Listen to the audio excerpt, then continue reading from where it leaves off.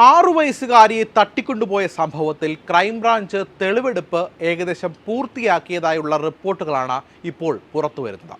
കുട്ടിയെ തട്ടിക്കൊണ്ടുപോയ റൂട്ടിൽ പ്രതികളുമൊത്ത് കഴിഞ്ഞ ദിവസവും തെളിവെടുപ്പ് നടത്തിയ അന്വേഷണ സംഘം വ്യാഴാഴ്ച ഇവരെ കോടതിയിൽ ഹാജരാക്കും. ഇനി പ്രതികളെ കസ്റ്റഡിയിൽ ആവശ്യമില്ലെന്നാണ് സംഘത്തിൻ്റെ നിഗമനം. അനുപമയുടെ കൈയക്ഷര പരിശോധനയ്ക്കായി കോടതിയിൽ റിപ്പോർട്ട് നൽകി.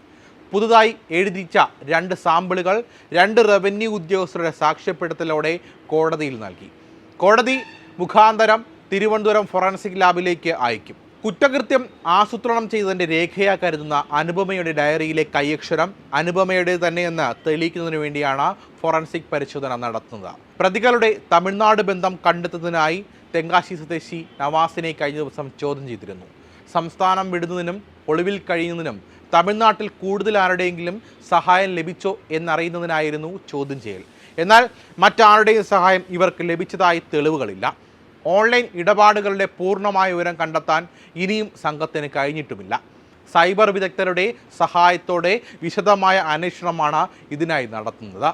അതേസമയം 6 വയസ്സുകാരിയെ തട്ടിക്കൊണ്ടുപോയ കേസിലെ 2ാം പ്രതിയായ MR അനിതകുമാരിയെ തിരുവനന്തപുരത്തെ ഫോറൻസിക് ലാബിലെത്തിച്ച് ശബ്ദ പരിശോധന നടത്തി. 10 ലക്ഷം രൂപ ആവശ്യപ്പെട്ട് കുട്ടിയുടെ അമ്മയുടെ ഫോണിലേക്ക് അനിതകുമാരി വിളിച്ചിരുന്നു.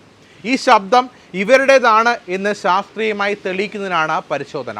10 ലക്ഷം രൂപ മോചനദ്രവ്യം ആവശ്യപ്പെട്ട ചാത്തന്നൂർ മാമ്പള്ളിക്കുന്നം കവിതരാജിൽ KR പത്മകുമാർ, ഭാര്യ MR അനിതകുമാരി, മകൾ P അനുപമ എന്നിവർ ചേർന്ന് കുട്ടിയെ കാറിൽ തട്ടിക്കൊണ്ടുപോയി തടങ്കൽ വെച്ചെന്നാണ് കേസ്.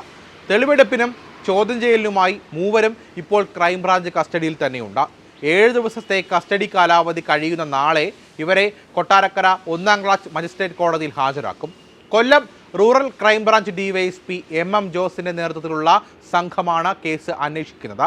പത്മകുമാറിൻ്റെയും കുടുംബാംഗങ്ങളുടെയും ബാങ്ക് അക്കൗണ്ട് വിവരങ്ങളും ക്രൈംബ്രാഞ്ച് ശേഖരിച്ചു.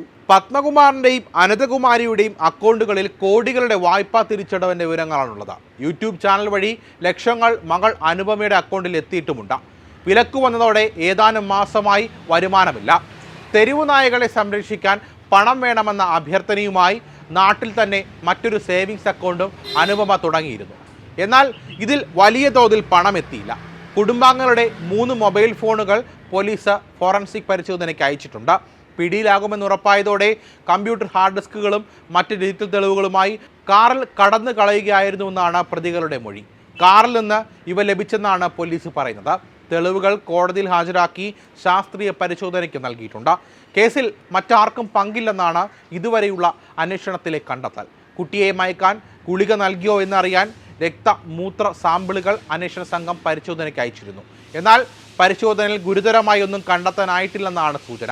അന്വേഷണം പൂർത്തിയാക്കി 90 ദിവസത്തിനകം കുറ്റപത്രം നൽകാനാണ് ക്രൈംബ്രാഞ്ചിന്റെ ശ്രമം.